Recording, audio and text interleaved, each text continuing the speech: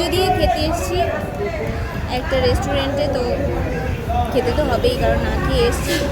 তো কচুরি ফুচুরি অন্য কিছু খাবো না, ভেবেছি একটু নিরামিষ ভাত খাবো, নিরামিষ ভাতই খাবো।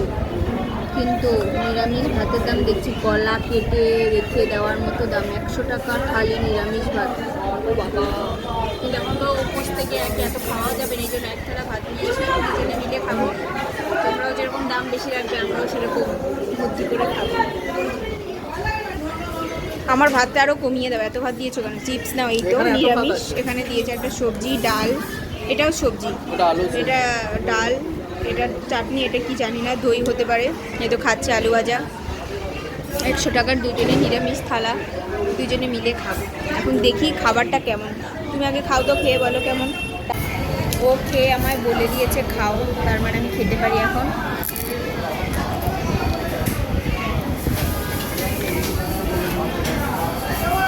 নিরামিষেরই এখানে এত দাম, আমিষের যে কত হবে ভগবান জানে। মুগ ডাল দিয়েছে, মুগ ডাল আর আলু ভাজা।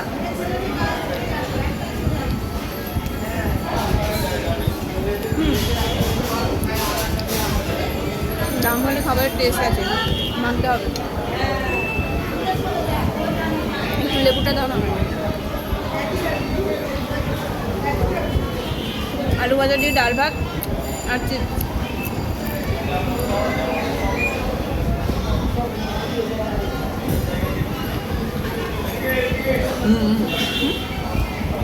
কি তরকারি? হ্যাঁ, পোস্তটা কি দিয়ে করেছে?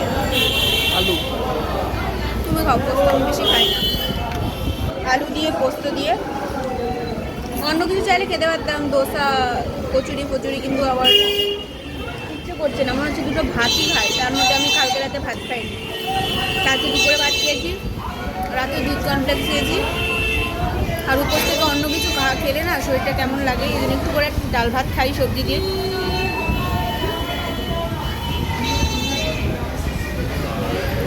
আর 100 টাকা প্লেট হলো সেটা বড় কথা না, বড় কথার জন্য উপোস থেকে না আর তো খাওয়া যায় না, খিদে পেলে পরে আবার কিছু খেয়ে নেব।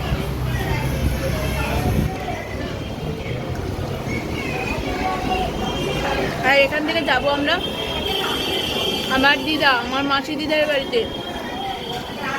আমার শাশুড়ি মায়ের মাসির বাড়ি, আমার মাসি দিদার বাড়িতে যাব। ওখানে মেসো দাদু আর একটু অসুস্থ, বয়স হয়েছে, তো তাকে দেখতে যাবো। এসছি যখন দক্ষিণেশ্বরের, 2, 3, 4, 5 মিনিট লাগবে, একটু দেখে তারপর ফিরবো।